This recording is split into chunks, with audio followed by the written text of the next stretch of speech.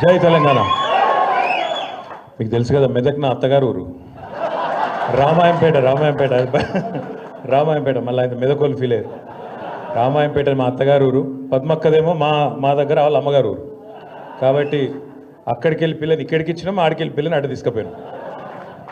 పేరున వేదికపై నా సీన్లైన పెద్దలు, మరి ఈరోజు ఈ కార్యక్రమానికి అధ్యక్షత వహిస్తున్న మా మెదక్ జిల్లా పార్టీ అధ్యక్షురాలు సోదరి శ్రీమతి పద్మా దేవేందర్ రెడ్డి గారు, గౌరవనీయులు పెద్దలు, మెదక్ జిల్లాలోనే కాదు రాష్ట్రంలోని ఏ మారుమూల ప్రాంతంలో ఏ సమస్య ఉన్నా అందరికంటే ముందు స్పందిస్తూ అందరికీ అండగా ఉండే గౌరవనీయులు పెద్దలు మాజీ మంత్రివర్యులు శ్రీ హరీష్ రావు గారు, గౌరవ పెద్దలు మాజీ శాసన మండలి సభ్యులు అన్న సేరి సుభాష్ రెడ్డి గారు, గౌరవ మాజీ శాసనసభ్యులు పట్లోల్ల శశిధర్ రెడ్డి గారు, గౌరవనీయులు సోదరులు గతంలో మెదక్ డిసిసి ప్రెసిడెంట్గా పనిచేస్తూ ఆనాడు ఎన్నికల సమయంలో మన పార్టీ గెలుపును కాంక్షించి మనతో పాటు కలిసి వచ్చిన సోదరులు శ్రీ కంటారెడ్డి తిరుపతి రెడ్డి గారు, పెద్దలు గౌరవనీయులు కేసీఆర్ గారు అక్కడ శాసనసభ్యుడిగా ఉన్నప్పటి నుంచి మా అందరికీ చిన్నప్పటి నుంచి జగపతి అంకుల్ అని పిలుచుకునే అలవాటు మా బట్టి జగపతి గారు, అదేవిధంగా మా తమ్ముడు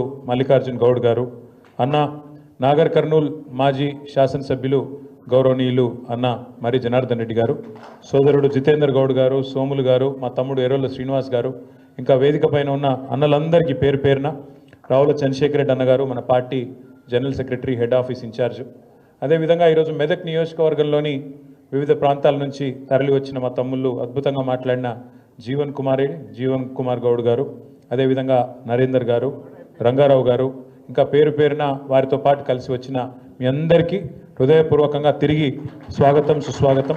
పత్రికా మిత్రులకు కూడా హృదయపూర్వకంగా నమస్కారం. హరీష్ రావు గారు మాట్లాడుతూ 2 మాటలు చెప్పారు. ఒకటి, సిద్దిపేట ఒకప్పుడు సిద్దిపేట అంటే పందులు గుర్తొచ్చేది, మెదక్ అంటే గాడిదలు గుర్తొచ్చేది, కానీ ఇప్పుడు సిద్దిపేటలో పందులు మాయమైనాయి అన్నారు. మెదక్లో కూడా గాడిదలు దాదాపు పోయినాయి, కొన్ని ఉన్నాయి ఇంకా. అవేందనే చెప్పగాని ఉన్నాయి కొన్ని, వాటి సంగతి మీరు చూసుకోండి. ఇక ఎక్కువ చెప్పగానే వాటి సంగతి ఇవాళ మీరు వచ్చుడుతోని తప్పకుండా ఇక అవి ఎన్నున్నాయో గన్ని లెక్క పెట్టుకోండి, సందర్భం వచ్చినప్పుడు చూసుకోండి. 2ఏనా? అయితే హరీష్ రావు గారు ఇంకొక మాట కూడా చెప్పారు. రేవంత్ రెడ్డి గారు అదేదో 10%, 15% కటింగ్ పెడతా, తల్లిదండ్రులను చూసుకోకపోతే అంటుండు, కోత పెడతా అంటుండు. మరి రేవంత్ రెడ్డికి ఏం కోత పెట్టాలన్నారు? రేవంత్ రెడ్డికి కోతలు సరిపోవు, కర్రు కాల్చి వాత పెట్టేటట్టు మీరు అందరూ ప్లాన్ చేసుకోవాలి. ఎందుకంటే ఇంతకంటే లేకి ముఖ్యమంత్రి ఇక్కడ మస్తు మందిని చూసినాం. మనం కూడా ఎన్టీ రామారావు గారిని చూసినాం, చంద్రబాబు నాయుడు గారిని చూసినాం, రాజశేఖర రెడ్డి గారిని చూసినాం, రోషయ్య గారిని చూసినాం, కేసీఆర్ గారిని చూసినాం. ముఖ్యమంత్రి అంటే ఈ మధ్యలో కిరణ్ కుమార్ రెడ్డి ఉండగానే లెక్కలో లేడు ఆయన, పెద్ద ఆయన ఆఖరి కిరణం కాబట్టి లెక్క పెడతలేము. ఇక ఇంతమందిని చూసినాక మంచోళ్ళను ఈయనను చూస్తే వీళ్ళు ఎట్లా అనిపిస్తుందంటే, ఇక నాకు ఎట్లా అనిపిస్తుంది కానీ ఊళ్ళల్లో ఎవరి ముంగట నన్ను గొట్టం పెడితే చాలు, ఒక తిట్లు కాదు, తెలుగు భాషల గిన్ని తిట్లుంటాయని కూడా తెలియదు, గన్ని తిట్లు తిడుతుండ్రు. నిజంగా చెప్తున్నా, ఇంకొకడు ఎవడన్నా రేషమునోడైతే ఈ పాటికి ఒక బకెట్లో నీళ్ళు తోడుకొని ఆయన దుంకి చచ్చిపోతుండే. రేవంత్ రెడ్డి కాబట్టి నడిచిపోతుంది. సిగ్గు ఇజ్జతు మానం ఏం లేవు. అరే నోరా మోరే అది. ఎలక్షన్ల ముందు ఏం చెప్పిండే ఆయన? మీ ఉరుకుర్రి 2 లక్షల రుణం తెచ్చుకోండి, నేను వస్తూనే ఉన్నా, 9వ తారీఖు సంతకం అన్నాడు. మళ్ళీ ఇప్పటి వరకు 50,000 కోట్ల రుణమాఫీ అని ఇప్పటిదాకా రైతుల ఖాతాల్లో 12-13 వేల కోట్లు కూడా దాటలు వేసింది. కానీ అయిపోయిందని చెప్పి ఇలా ఉదరగొట్టే ఉపన్యాసాలు. రైతు బంధు కేసీఆర్ బిచ్చమేసినట్టు 10,000 ఇస్తుండు, నేను 15,000 ఇస్తా, నేను నన్ను ఓటేయండి గుద్దుండ్రి అన్నాడు. కేసీఆర్ 2 పంటలకు ఇస్తుండే, నేను 3 పంటలకు ఇస్తా అన్నాడు. వేసిండా రైతు బంధు? వస్తుందా? ఇలా సిగ్గు లేకుండా 2 సార్లు ఎగ్గొట్టి మొన్న అది కూడా మళ్ళీ అరకొరగానే వేసి 15,000 అని చెప్పి 12,000 ఇచ్చి దానికోసం అట సంబరాలు చేసుకోండి, ఇక మొత్తం దేశమంతా ఉరికి సంబరాలు చేసుకోండి అని చెప్పి రైతు వేదికల కాడ సంబరాలు చేసుకోమని చెప్తా ఉన్నాడు. దాంతోపాటు ఎన్ని మాటలు! అత్తకు 4,000 ఇస్తా, అత్తకు 4,000, కోడలకు 2,500 వచ్చినాయి. అత్తకు 4,000, కోడలకు 2,500. ఇక సిగ్గు లేకుండా ఇంకా మాట్లాడతాడు రేవంత్ రెడ్డి. ఈసారి 100 గెలుస్తాడట, 100. అందుకే నేను చెప్పిన 100 నీ బొందనా అని చెప్పిన నేను. నిజంగా కూడా ఇప్పుడు మరి ఆయనకు నాకు ఇట్లా మాట్లాడేది ఇష్టం ఉండదు నిజానికి, కానీ ఆయనకు ఆయన భాషనే అర్థమవుతుంది.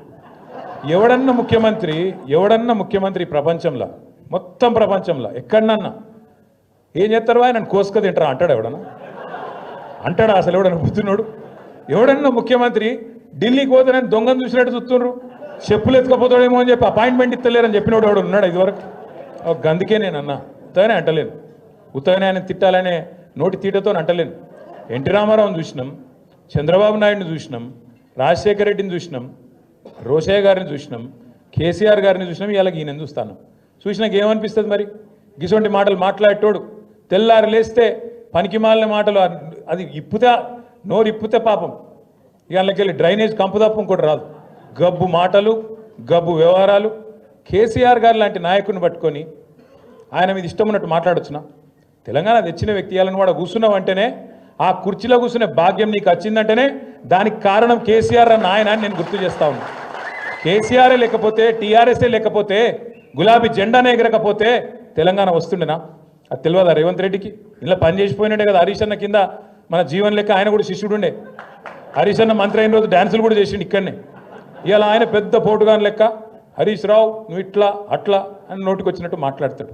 నేనేమంటున్నా అంటే అధికారం రాగానే ఎగిరెగిరి పడితే మేము కూడా ఉన్నాం 10 ఏళ్ళు మంత్రులుగా, కానీ ఎప్పుడు కిసంటి పనులు చేయలే కదా, గింత లేఖిగా మాట్లాడలే కదా. గింత దిక్కుమాలిన అడ్డమైన కేసులు పెట్టించుడు, కార్యకర్తలను కొట్టించుడు, ప్రతిపక్షం అంటేనే పోస్టు పెడితే పోలీసుడు ఫోన్ చేసుడు. మన నర్సింగ్ అని మన పిల్లగాడు ఏడునవు అగో నర్సింగ్ ఒక్క పోస్టు పెడితే ఆ పిల్లగాని పోలీసులు తీసుకుపోయి పొట్టు కొట్టింది. అంటే గింత అరాచకమా? ఇందిరమ్మ రాజ్యం అంటే గిదేనా?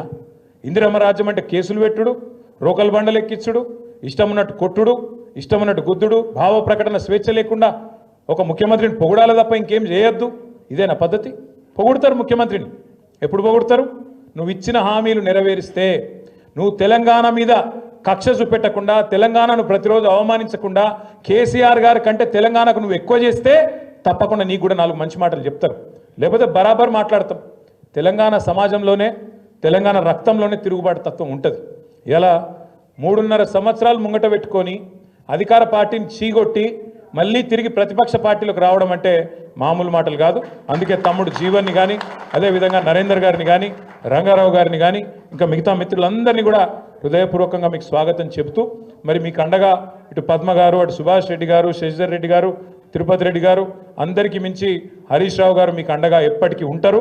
కాబట్టి నాకైతే ఏ అనుమానం లేదు, పూర్వ మెదక్ జిల్లాలో 10 నియోజకవర్గాలతో పాటు, పార్లమెంటుతో పాటు రేపు 3 జిల్లా పరిషత్తులు కూడా ఖచ్చితంగా మీరు గెలుస్తారన్న విశ్వాసం నాకు కూడా ఉంది, కేసీఆర్ గారికి కూడా బలంగా ఉంది. మీకు అన్ని రకాలుగా అండగా ఉంటూ ఎప్పటికప్పుడు హరీష్ రావు గారి నాయకత్వంలో బ్రహ్మాండంగా మళ్ళీ తిరిగి జిల్లాలో మన ప్రభుత్వం ఏర్పడే విధంగా కేసీఆర్ గారు తిరిగి ముఖ్యమంత్రిగా పట్టపగ్గాలు చేపట్టే విధంగా మనందరం కూడా నిరంతరం కష్టపడదామని చెప్పి మీకు మళ్ళొక్కసారి హృదయపూర్వకంగా విజ్ఞప్తి చేసుకుంటూ, పేరు పేరున ఈరోజు ఇంత పెద్ద ఎత్తున భవన్కి వచ్చిన మీ అందరికీ కూడా హృదయపూర్వకంగా నమస్కారాలు.